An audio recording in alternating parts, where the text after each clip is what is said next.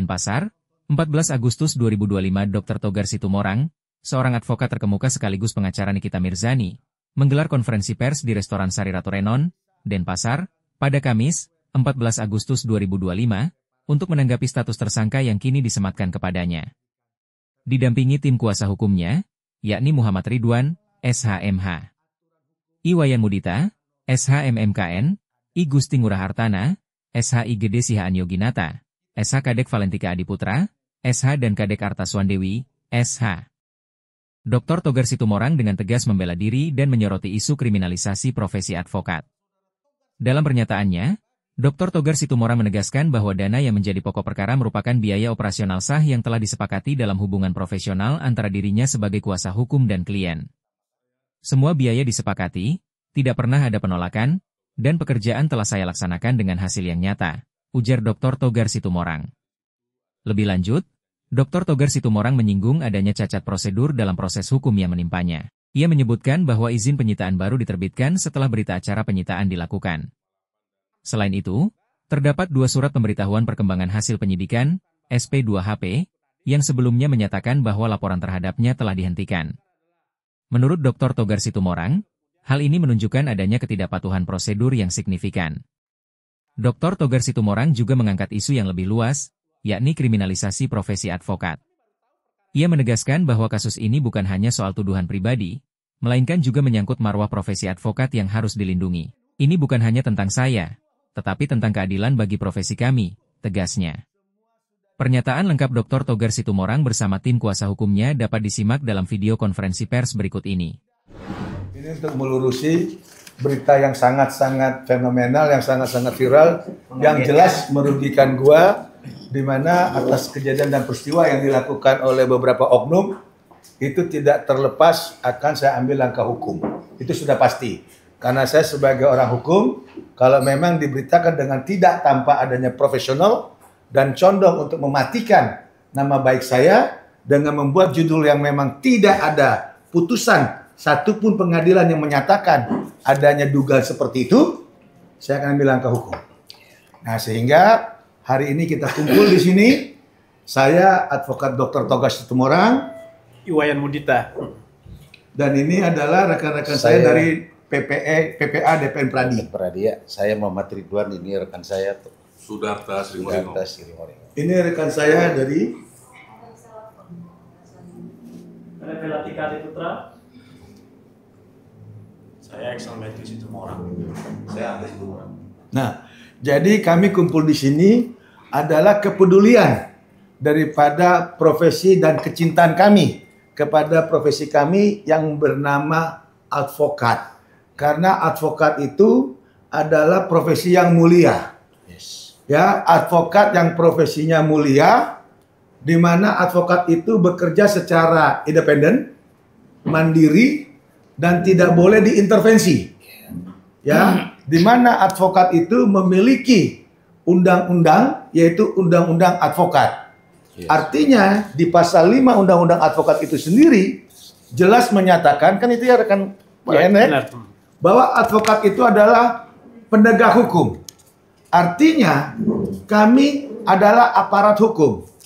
Ya, kita equal, sejajar dengan pihak kepolisian, kejaksaan, pengadilan, dan lembaga permasyarakatan. Dan dalam bekerja yang namanya kita profesi advokat ataupun aparat hukum, harusnya masing-masing tidak boleh saling mengintervensi. Tidak boleh saling mengintimidasi. Harusnya kepada masyarakat itu diberikan suatu pemahaman hukum. Harus adanya edukasi. Ya. Tidak, istilahnya tidak terlepas daripada apa yang namanya kode etik. Ini perlu. Ya, perlu agar tidak ada lagi kriminalisasi yang terjadi ke depan terhadap profesi advokat yang sudah menjalankan pekerjaan sesuai itikat baik.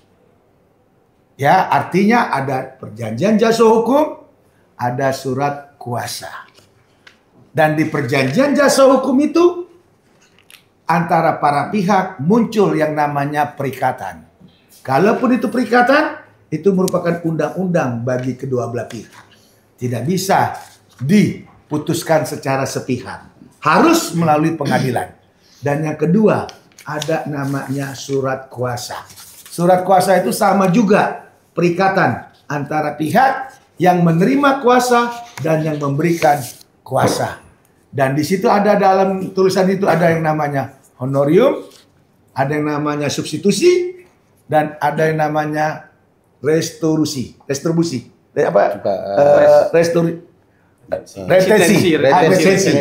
Hak retensi.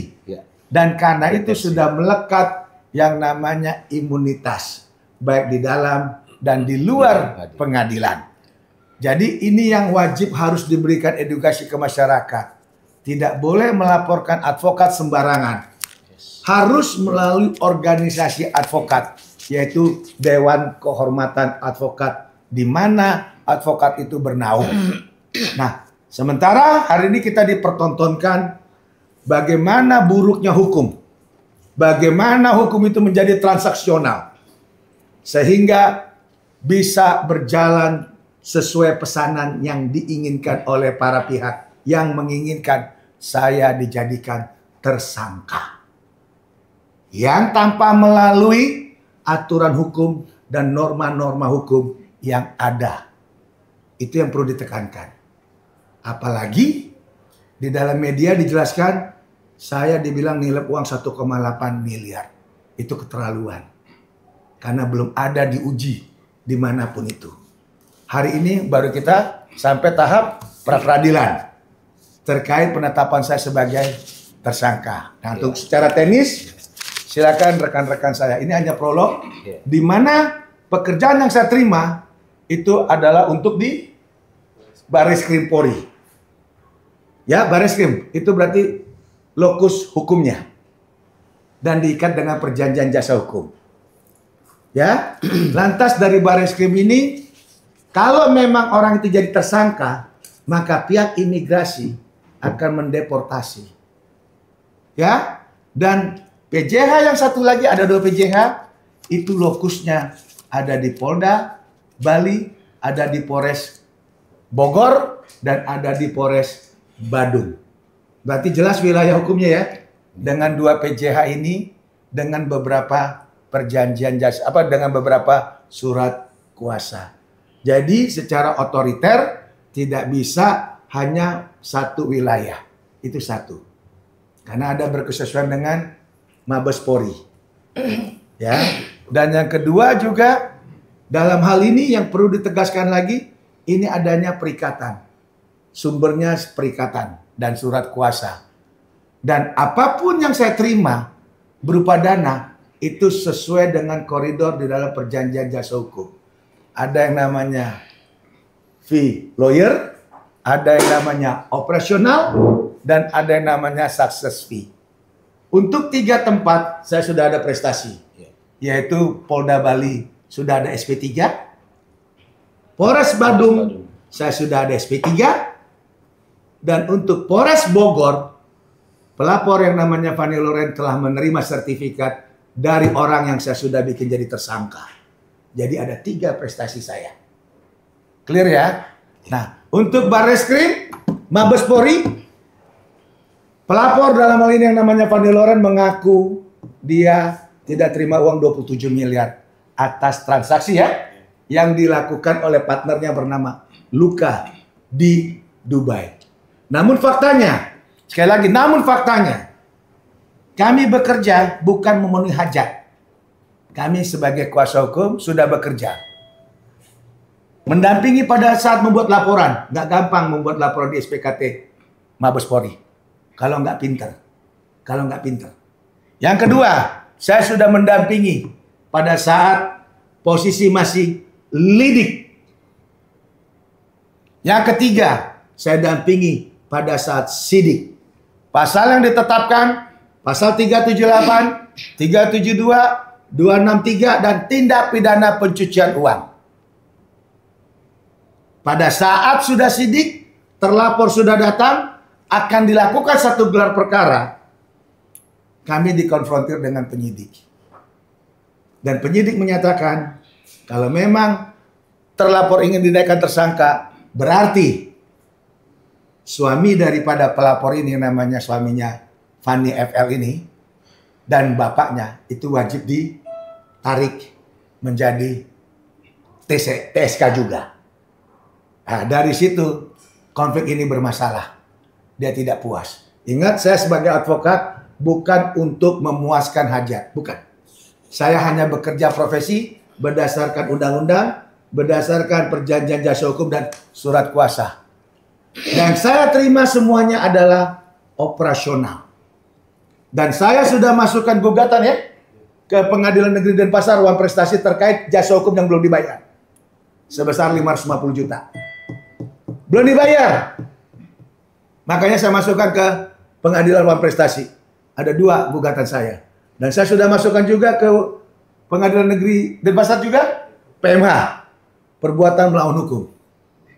Dan si yang namanya pelapor yang namanya Fanny Loren itu juga karena dia mengadukan pihak Barreskrim, penyidik yang membantu dia di Barreskrim dengan tuduhan menerima uang, berarti ada 2 peristiwa hukum. Ini saya buka semua. Betul ya, saya? Betul ya? Bahwa di sini dia melaporkan ke Propam dari pihak Barreskrim menerima uang 910. Saya di sini dilaporkan juga di Polda Bali sekatnya 910. Berarti ada 2 peristiwa hukum yang berbeda. Sehingga karena saya merasa difitnah, saya sudah melaporkan orang itu ke Barreskrim dan turun ke Polda Metro Jaya. Sudah kalau nggak salah 2 atau 1 kali panggilan, dia tidak datang ke Polda Metro Jaya. Termasuk pengacaranya. Ya, jadi ini nggak main-main. Karena kenapa? Saya sebagai seorang advokat yang bekerja mandiri, independen, dan tidak mau diintervensi, tolong hormati profesi kita. Betul. Makanya kita kumpul hari ini. Supaya masyarakat jangan memutar balik. Tidak sesuai ekspektasi, pengeluaran-pengeluaran yang sudah di dalam rangkuman perjanjian, dibilang itu penggelapan. Bagaimana bilang penggelapan? Kalau dibilang jasa hukumnya sudah dibayar, mana buktinya? Mana buktinya? Karena ada 2 perjanjian jasa hukum, 040 dan 043, dan sudah berjalan di Pengadilan Negeri Denpasar. Itu dari saya. Yang lainnya silakan terkait peradilan. Ya, silakan abang dulu, Bang. Ya. Terima kasih. Assalamualaikum warahmatullahi wabarakatuh. Salam Om Swastiastu, salam kebajikan untuk kita semua. Rekan-rekan media, saya Muhammad Ridwan, rekan saya Sudarta Sirokoronyo. Kami adalah utusan dari anggota Dewan Pimpinan Nasional Peradi. Secara spesifik lagi kami adalah membidangi pembelaan profesi advokat. Kenapa kami bisa hadir di sini? Karena kami melihat bahwa permasalahan yang dihadapi sama Saudara Togar selaku anggota Peradi, ya, selaku anggota Peradi, ini hal-hal yang sangat serius dan sangat berdampak luas terhadap bagaimana seorang advokat dalam hal menjalankan profesinya. Kita melihat bahwa hal ini adalah hal yang sangat serius. Ya. Dalam konteks bahwa ketika beliau menjalankan profesinya, hubungannya dia dengan dia punya klien adalah sifatnya keperdataan, namun beliau dilaporkan melakukan penggelapan dan penipuan. Sementara kita tahu bahwa hubungan ini adalah hubungan keperdataan antara seorang advokat dengan kliennya. Saya mungkin tidak akan terlalu jauh di sana, tetapi bahwa kehadiran kami di sini adalah ya bertujuan untuk bagaimana beliau ditempatkan, didudukan pada porsi yang sebenarnya. Sebagai seorang advokat, marwahnya dijaga. Itu tujuan kami hadir di sini. Jadi kami pun dari pembelaan profesi advokat langsung terlibat dalam persoalan Bapak Togar ini. Kami termasuk salah satu tim kuasa hukum yang dibentuk untuk membela kepentingan beliau. Jadi persoalan beliau ini implikasinya sangat berat, sangat luas bagi teman-teman advokat semuanya. Nah, inilah wujud daripada tanggung jawab kami sebagai organisasi advokat membela kepentingan anggotanya.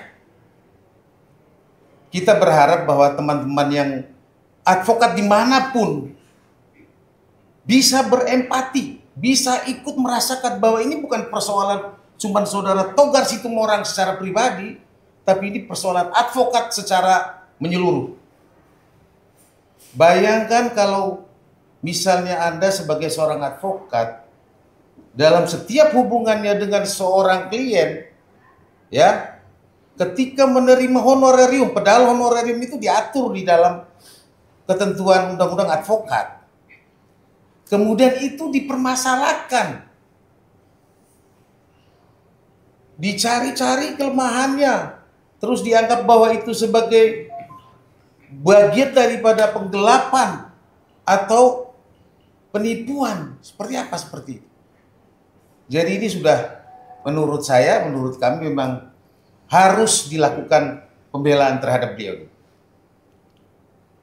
Nah, terakhir saya minta kepada rekan-rekan advokat terutama yang ada di wilayah Bali, sekiranya marilah kita sama-sama memberikan dukungan support untuk Bang Togar.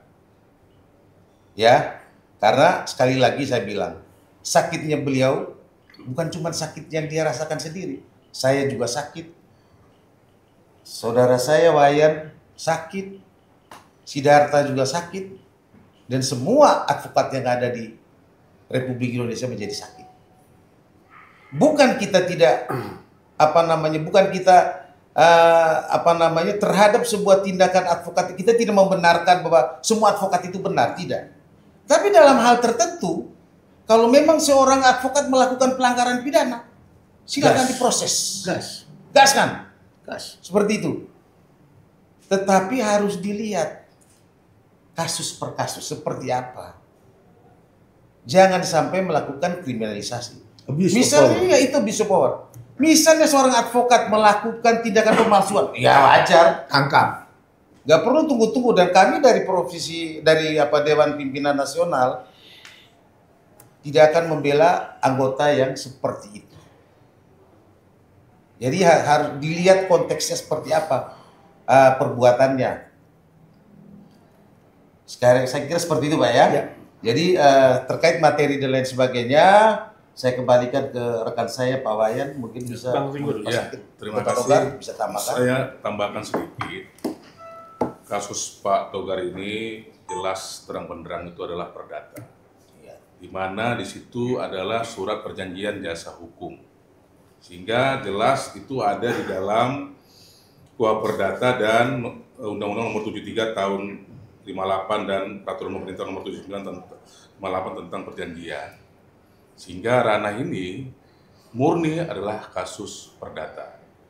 Dan jika rasa tidak puas dari pemberi kuasa kepada penerima kuasa, wajib itu harus dilaporkan dulu di Komisi Pengawas Dewan Pimpinan Nasional Pradi. Nanti proses baru masuk ke Dewan Kehormatan untuk sidang kode etik. Jadi apa yang dibilangkan tadi Saudara Togar rekan kami itu jelas. Jangan sampai ada kriminalisasi bagi advokat.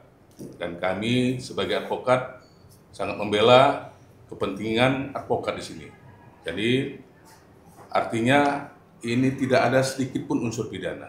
Jadi kami berharap untuk hakim dan yang lainnya kita harus jujur dan harus konsekuen untuk menegakkan keadilan dan memutuskan dengan seadil-adilnya. Ya.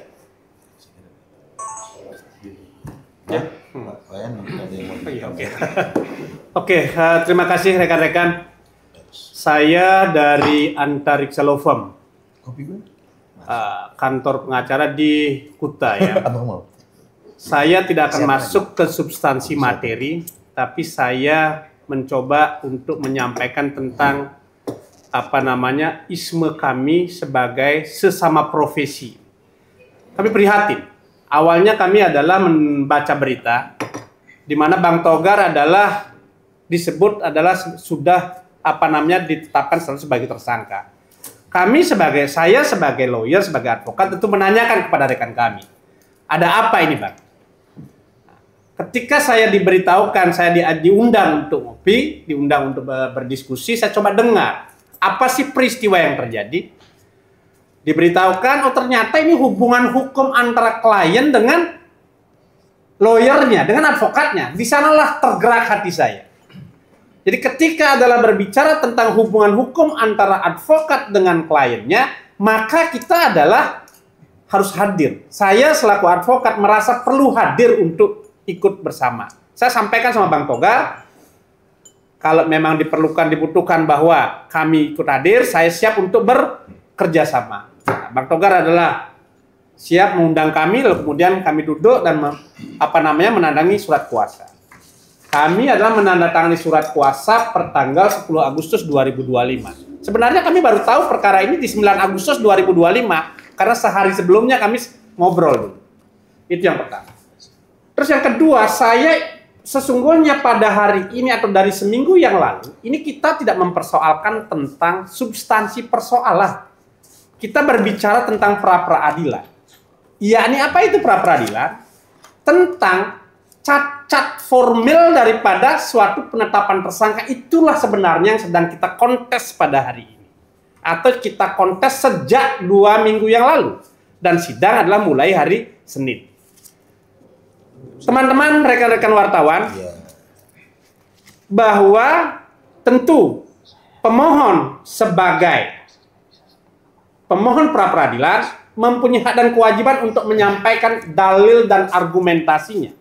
Telah disampaikan melalui permohonannya. Dalil dan argumentasi melalui permohonan kemudian ingin dikuatkan oleh para ahli. Sudah jadi Bang Togar jadi telah menyampaikan 3 orang ahli.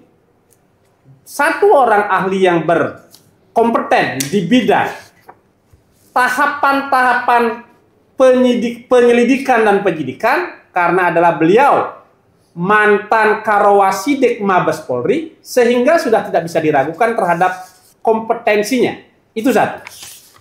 Yang kedua adalah ahli etik profesi. Juga adalah seorang dokter, pengajar, hadir di dalam persidangan. Yang ketiga adalah ahli pidana. Prof. Sugiono adalah dosen dari Universitas Bayangkara, Surabaya. 3 ahli ini coba mengupas, kami coba kupas atas permohonan yang disampaikan terhadap permohonan pra-peradilan ini. Sahnya penetapan tersangka itu. Kami coba kupas, kami coba minta pendapat kepada ahli. Ahli menyampaikan terhadap tahapan-tahapan penyidikan, bagaimana? Ahli sependapat terhadap permohonan-permohonan yang sudah disampaikan oleh Bang Togar. Itu satu. Kalau kita berbicara ahli dari pihak pemohon. Lalu kemudian rekan-rekan, pada hari ini juga kami mendengar keterangan ahli. Ahli yang dihadirkan oleh termohon. Ada satu kata kunci yang memang perlu kita jadikan stressing. Laporan polisi ini sesungguhnya bergulir di bulan November tahun 2023. November 2023 telah bergulir di laporan polisi. Namun di bulan Januari 2024 sesungguhnya laporan polisi ini tingkat penyelidikan sudah dihentikan. Apa makna daripada dihentikan penyelidikan adalah tidak ditemukan peristiwa pidananya. Tidak ada peristiwa pidana. Lalu kemudian setelah dihentikan dengan SP2HP henti lidik, dicoba lagi untuk dilakukan proses penyelidikan. Akhirnya dihentikan lagi di bulan Maret 2024. Ada 2 kali dicoba untuk dilakukan proses ini. Jadi ini supaya bisa dipahami oleh masyarakat juga. Lalu kemudian henti lagi di bulan Maret 2024. Entah kenapa dan apa, proses ini bergelinding lagi sampai pada akhirnya Bang Togar adalah ditetapkan sebagai tersangka. Kemudian kami coba uji terhadap itu. Hari ini kami coba menanyakan kepada ahli yang dihadirkan oleh pihak termohon. Ternyata jika suatu pelaporan sudah pernah dihentikan, boleh itu dilakukan pemeriksaan lagi dengan catatan harus ada LP baru. Itu bukan kata saya, itu kata ahli. Ya, itu bukan kata kami, itu kata ahli. Lalu kemudian kalau demikian halnya, bagaimanakah terhadap satu laporan polisi yang menggelinding sudah 2 kali SP lidik, lalu kemudian menjadi sidik dan bahkan telah menetapkan seseorang menjadi tersangka. Itulah yang menjadi persoalan. Itu bagi kami. Lalu kemudian bagaimana, kenapa Pak Wayan Budi itu ada ikut hadir di sini? Karena kami terus terang saja sama-sama adalah mengemban beban profesi advokat ini, maka kami ikut hadir bukan membela Bang Togar secara implisit, artinya secara membabi buta, bukan. Kami hanya membela profesi ini biar tegak. Betul. Jika Bang Togar adalah melakukan perbuatan pidana selain dengan ada hubungan hukum ini, barangkali kami akan tidak hadir. Kalaupun kami bertanya, mungkin hanya bertanya. Ada apa, Bang? Ya. Tetapi kami begitu dijelaskan oleh Bang Togar bahwa ini sesungguhnya adalah hubungan hukum, lalu kemudian ada biaya operasional yang sudah disepakati, ini kemudian memunculkan ketidakpuasan bagi seseorang itu, dijadikan laporan, lalu kemudian ini menggelindik. Inilah yang menjadi soal besar bagi kami profesi advokat. Betul. Maka kami hadir. Terima kasih juga teman-teman dari DPN Pradi telah sangat intens dan atensi sekali terhadap permasalahan ini. Semoga ini adalah menjadi geliat kita bersama. Menjadi geliat kita bersama, maka profesi advokat ini adalah profesi yang tadi sudah disebutkan adalah officium nobile. Ayo kita adalah memban profesi yang luhur ini dengan baik, sehingga kita bersama-sama membaikkan profesi ini ke depan. Demikian kira-kira teman-teman, jadi terima kasih banyak. Ya, terima kasih. Sedikit saya mau tambahkan, kami dari DPN Pradi yang melakukan pembelaan terhadap rekan advokat saudara Togar Situmorang, ada Waketum yang membidangi khusus bidang pembelaan profesi advokat, Dr. Henry Jaman, sarjana hukum, Master Hukum. Kemudian ada Dr. Marlas Hutasoy. Terus saya sendiri Muhammad Ridwan dan Sudarta Siringo. Kemudian dibantu oleh jadi tadi ada sudah. Jadi tim kami adalah ada 5 dari Antariksa Law Firm. Yaitu kami adalah Iwayan Mudite, sarjana hukum magister kenotariatan. I Gusti Ngurah sarjana hukum. I Gede Sihaan Yoginata, sarjana hukum. Kadek Velantika Adiputra, sarjana hukum. Kadek Arta Swandewi, sarjana hukum. Kami juga di kantor adalah dari beberapa organisasi. Kami tidak akan pernah bahwa ada organisasi ini, tapi ketika bahwa profesi ini ada persoalan, maka kami hadir. Nah, itu saja. Terima kasih. Tadi belum selesai. Kemudian 2 lagi, saudara Alexander Situmorang, terus Axel Matthew Situmorang. Inilah dari DPN Pradi. Ini surat kuasanya.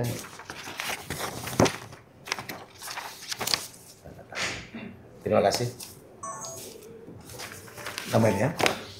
Oke, cukup. Jadi hasil daripada persidangan ini tahapannya sudah selesai daripada pihak pemohon dan termohon terkait isi permohonan, kenapa dasarnya ada pra-peradilan. Kedua, jawaban termohon juga sudah kami terima, dan kami juga sebagai pemohon sudah menyerahkan bukti-bukti surat plus juga ahli. Puji syukur kita dikasih kesempatan 2 kali, yaitu hari Selasa dan hari Rabu. Dan hari ini adalah kesempatan daripada termohon, CQ dalam hal ini Polda Bali, itu juga sudah menyerahkan bukti-bukti, plus juga dia sudah menghadirkan ahli, ya. Dan kebetulan yang paling saya suka hari ini, kita secara eksplisit, secara terbuka, kan ini pengadilan bukan pengadilan tertutup, pengadilan terbuka untuk umum dan memang dibuka, ya. Jadi tidak ada yang ditutup-tutupi. Seperti rekan saya tadi bilang, jelas ahli menyatakan tidak layak, ya, satu laporan yang sudah dihentikan di dalam SP2HP lidik sudah henti, bukan cuma 1 kali, tapi sudah 2 kali, bahkan diperburuk untuk tahun 2005 dalam tempo singkat menetapkan saya sebagai tersangka. Bahkan ada laporan yang lain 4 tahun aja atau 7 tahun aja belum tentu selesai di Polda Bali, tapi tidak ada gerakan sama sekali.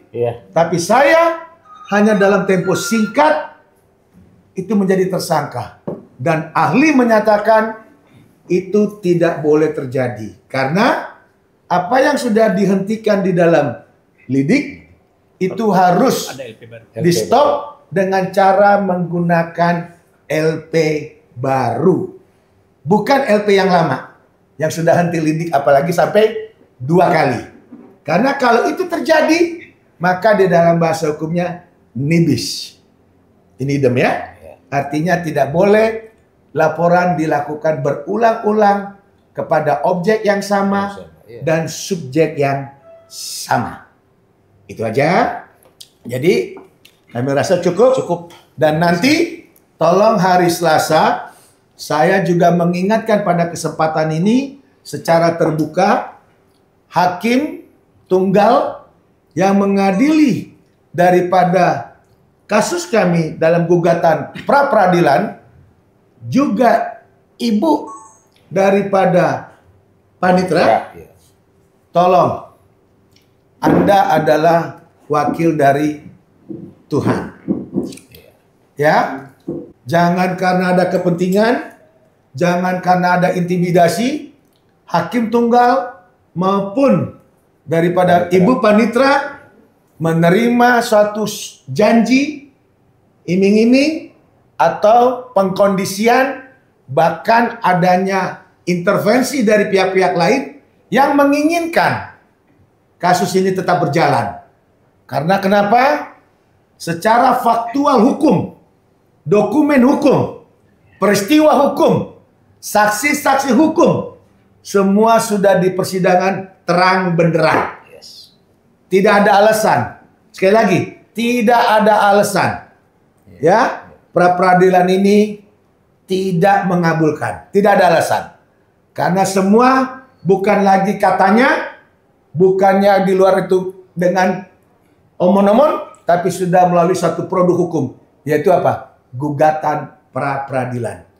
Jadi kami berharap mudah-mudahan putusannya sesuai dengan iman kepercayaan kita. Itu yang saya minta.